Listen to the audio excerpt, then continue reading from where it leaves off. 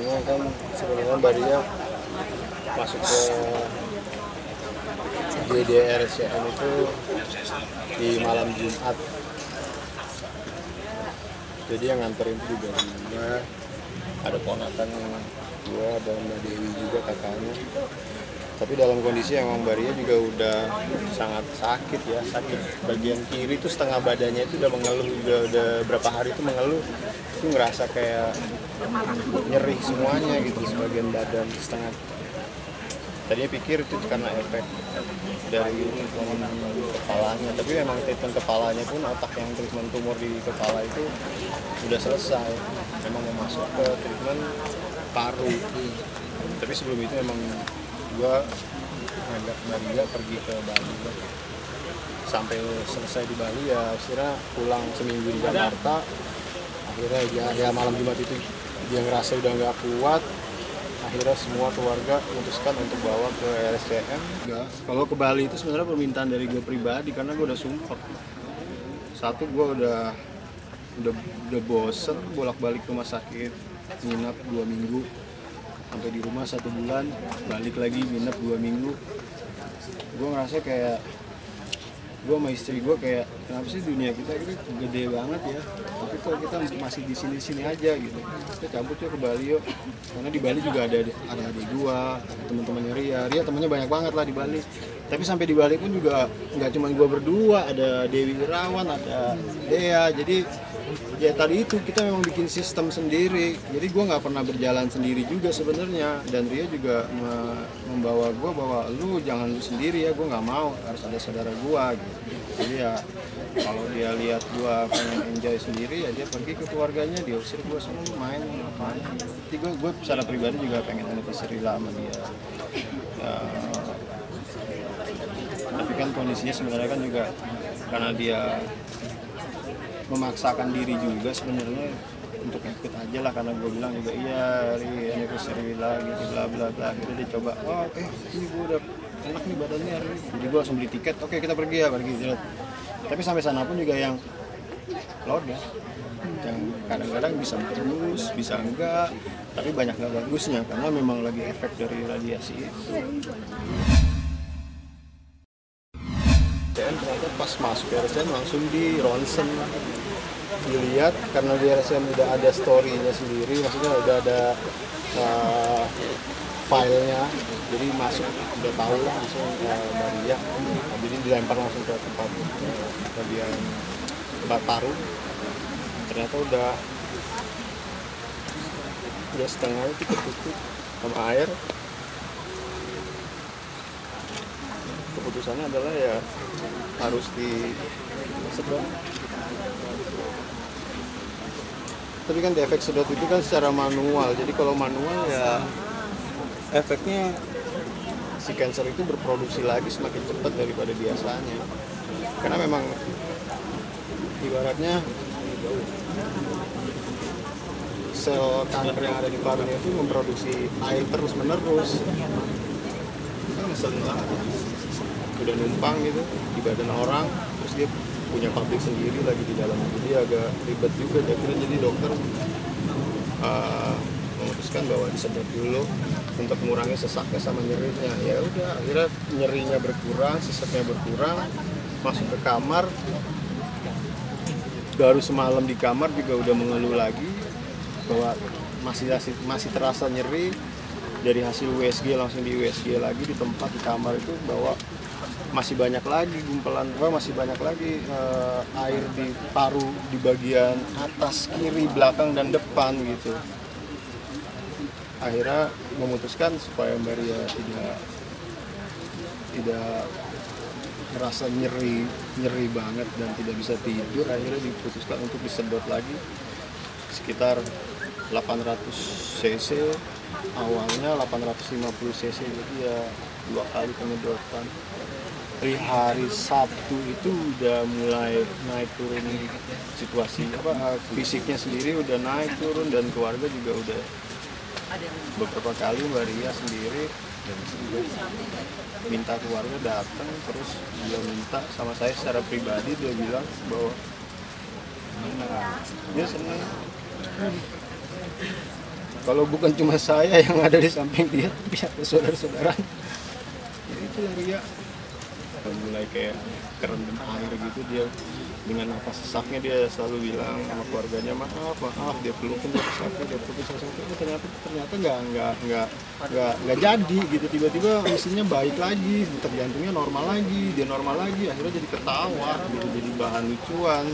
Di hari Minggu ini, masuk di hari Minggu ini yang benar-benar saya malam-malam, karena udah dokter udah melihat fisiknya naik turun itu minggu malam itu saya bukan ditawarkan, tapi saya dijelaskan oleh dokter bahwa ada prosedur di mana pasien yang seperti Ria alamin ini bisa-bisa mengalami stop jantung, jadi jantungnya berhenti, dan mereka ada prosedur yang dimana ada sistem pompa sama pemasukan oksigen lewat mulut.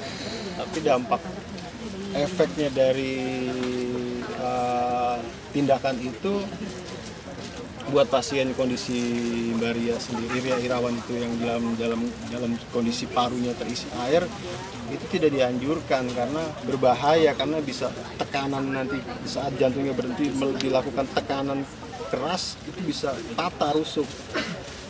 Jadi saya memutuskan untuk secara normal saja, kalau memang dia sudah tidak bernafas lagi ya sudah.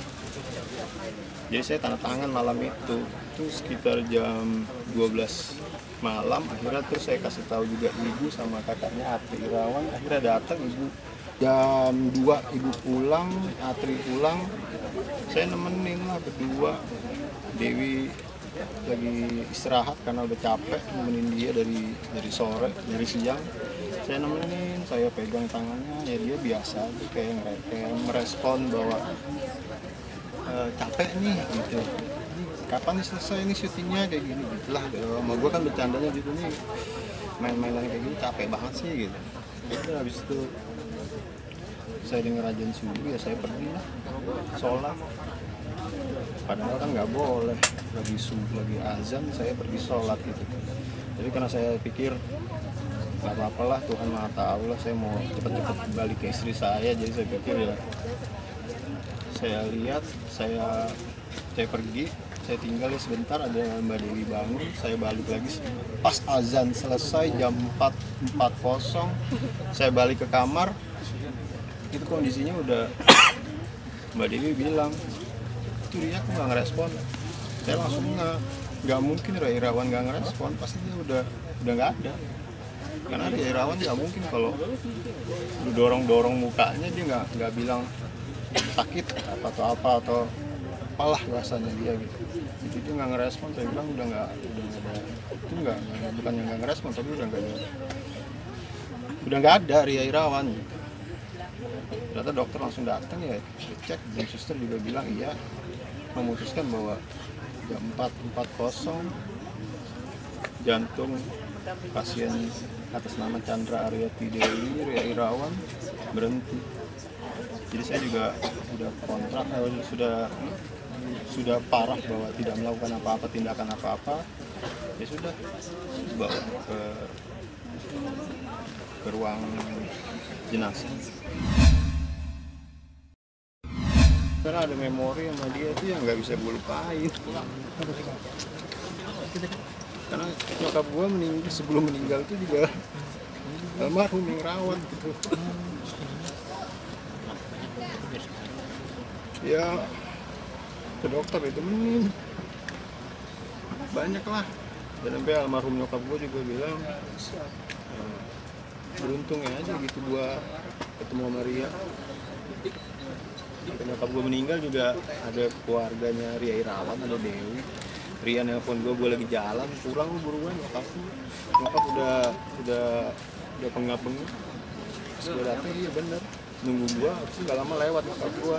Jadi gue pikir jadi Ria nggak ada lah. Gue sih juga mikir kalau gue mati, gue hidup, gue mati, gue nggak akan nemu kayak Ria, gitu aja. Gue juga bukan kayak suami istri, temen juga, kawan juga. Soalnya dia juga bisa di setel sih, dia juga ngerasa dirinya juga manusia free lah. gitu. Dan dia salah satu yang ngajarin gue sebagai apa menghadapi perempuan, apalagi orang yang sakit, menghadapi dokter, lu harus seperti apa gitu. Itu banyak banget, jadi gue makin pinter aja, kayak cerdas dikit lah. Kalau Ria sebenarnya kan apa yang dia lakuin bukan buat dirinya sendiri ya. Kalau gue sih tahu dia ya, dia ngelakuin semuanya bukan buat dia, tapi buat banyak orang di luar, buat ibu-ibu, buat orang-orang yang perempuan-perempuan semua lah, khususnya yang menderita cancer survivor. Cancer survivor itu juga biar ada support dari dia juga, dari Ray Irawan, dari mulai menggunakan BPJS, lu jangan malu, atau lu berobat di Indonesia, lu nggak usah takut. Kalaupun lu mati juga di Indonesia nggak ada masalah. Terus kayak ya semacam itulah, mensupport orang-orang yang kelas bawah lah ya. Menurut gue juga dia kayak semacam pejuang buat orang-orang yang kaum marginal kali, yang habis ya kaum gitulah. Dia kan suka bergerak di bawah, jadi gue pikir juga bagus juga ya, tujuan dia emang seperti itu. Karena dia nggak ngelihat orang kaya bisa lah lo pergi kemana-kemana, tapi kan kenyataannya bahwa dia bergaul sama orang-orang yang berbagai macam kalangan, jadi ya bisa dia support ya.